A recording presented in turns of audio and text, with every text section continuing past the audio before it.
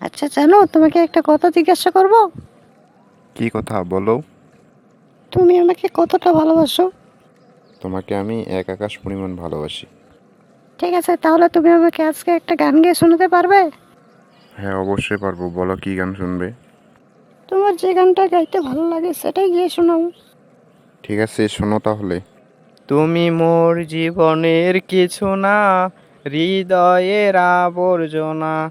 তোমাকে আমি ভুলতে পারি, নিজেকে কবু ভোলা যাবে না। তুমি শুধু এই হৃদয়ের আবর্জনা। কি বললে তুমি? আমি তোমার জীবনের আবর্জনা? না জানো, তোমাকে আবর্জনা বলিনি। তুমি যাতে আনন্দ পাও তাই তোমাকে মজা করে এই গানটা শোনালাম।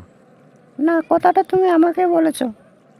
না, সত্যি করে বলছি, আমি তোমাকে বলিনি। আমি আর কোনো কথাই তোমার শুনতে চাই না, আজ থেকেই তোমার সাথে আমার ব্রেকআপ।